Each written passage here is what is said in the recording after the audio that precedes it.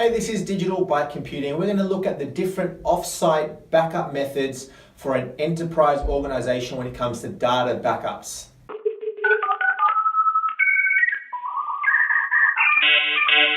So my name is Emilio. I work in the IT industry, and backups are something that is extremely important in every single business. So I've got myself a server here, server A. This server has a number of disks on it, maybe a C drive and a D drive that contain a whole bunch of files, and I need to back them up somehow. Now, in most scenarios, an organization would have some form of a backup server in place. So let's just create a simple backup server that I've got here. All right, this is a backup server. This backup server is what's going to be responsible for backing up all of my primary servers across my business, for example. So this server needs to somehow talk to this server. Now the easiest way, and in most vendors, so you've got your most primary vendors such as your Symantec, NetBackup, Backup Exec, Commvault, TSM, etc., there is what's called an agent that is configured. So this server could have a small piece of software running on it, which is an agent for my backup server. And what happens is this agent talks to my backup server. This agent essentially is the intermediary between server A and the backup server. So the backup server, because of the agent that is communicating with it, will tell the backup server all the information that it needs about server A. So I can configure, for example, what disks I want to get backed up, and what files I want to get backed up on this server A. So the communication goes via my agent. The software that is running on the backup server, whatever vendor that may be, is now responsible for backing up the data via the agent on that particular server. A lot of organizations will choose to back up the contents of a server, for example, with some files, to a disk first, perhaps to a NAS, which is a network attached storage, and then off to a tape, and then off-site. Other organizations will have the backup server connected directly to a tape library, and then those backups go off-site. So we're going to use a scenario where the backups go to disk first, and then they go to tape, and then off-site. So I've got my backup server here. Let's say this is a physical server, right? So it's a physical server that is racked somewhere, could be in a data center, in a comms room, for example, and that is connected to a NAS, which is a network attached storage. This could be other devices as well. It could be just some storage that is on the backup server itself. It could be a SAN, which is a different sort of storage network, a storage array worth of networks. It could even be like a USB hard drive if you don't have the budget to go towards a NAS. A NAS is generally the best sort of option. It's generally not too expensive to buy a NAS and actually configure it so that the backup server can back up content to it. So we've got server A communicating via the agent, and it's now going to back up my content onto a NAS. Now, how often that happens is really up to the business and the individual, whether you want to have backups every single day, every week, every month, every year. Let's just say we're going to do a backup every single day to my NAS. This NAS is on my same network, okay? It's attached to my device.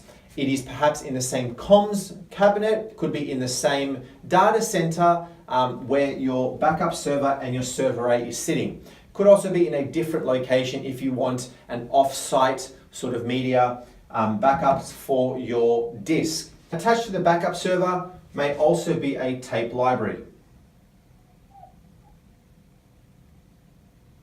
What this will do is this will allow you to back up content to a tape, and then that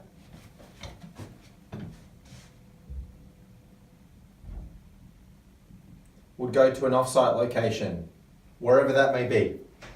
It could be a separate address. It could be a company that dedicates themselves to storing tape media. So the backup server will back up data to the NAS, which is a disk, and then perhaps every week it'll also copy the data to the tape. There's also scenarios where the NAS could be communicating directly with the tape. and could be making copies from that NAS, which is disk, over to the tape, over here, and then goes offsite to a center somewhere else offsite. Now you always want to have offsite backups in place in the case where this data becomes unavailable. Now remembering, in here, this is all on-site. So all of this infrastructure is on-site and this is off-site. So you've got to always remember that in some scenarios, if you do backups on-site, you've got your backup of your NAS, you've got some tape backups, but if your tape backups do not go off-site and this site goes down, you've got a big problem. So it's always good to have that tape backup go off-site so that in the case of a disaster recovery, you can restore data. Another scenario is you could have backups going off to the cloud. So if I've got a server here, all right, and that's connected into a server, which is this is server A, and this is a backup server, okay, with a particular disk. You could also have set up a job with a third-party company that goes off to the cloud. All right. So in most scenarios, this could be a good alternative for your off-site backups. So we looked at the tape backups and how the tapes go off-site. Having a cloud option is also a good variable for your data off-site. Now this option isn't always available for every single customer because some customers may not want to have their data on the cloud for security reasons, etc., etc. But it's a very good viable option when you're looking at managing your off-site backups. You know that the data is safely stored somewhere on the cloud, depending on which vendor you have, and restoring the data is always readily available as long as you've got an active internet connection out to the internet. Another form of off-site backups, we're going to say we've got site A here and site B. So the site A, site B could be part of the same company, but now you've got two different locations. You've got one location perhaps in one state and the other one in a different state. So site A has, my server, has my files, has my NAS, has all these sort of devices that we talked about before.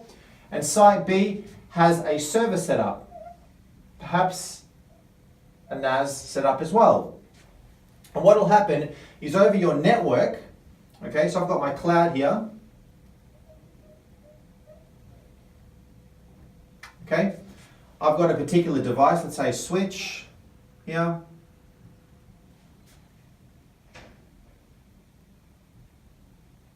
Switch on each side.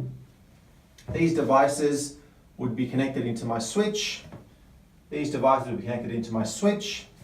And then I'd have a backup going over the cloud. This is over my WAN, my wide area network. Essentially backing up the contents of this, traveling over the WAN, over to the internet, over to a disk on the other side. So this is another example of off-site backups. The data from your site A, from the servers in site A, are also off-site, but they're now sitting in site B. So the simple scenario in most places are I've got a server, whether that is a physical or a virtual server, that then backs up over some sort of a backup software that is running in the background and backs up onto tape, and then that goes off-site to wherever that may be. So this is your site and this is another site. All right, on-site, off-site. However often those tapes go off-site is completely up to you. So that is my general overview. I hope you found this helpful. Feel free to comment below. Let me know what your thoughts are and we'll talk to you next time. So if you found that video helpful, please like it and subscribe to my channel Digital by Computing just on the button there for more videos.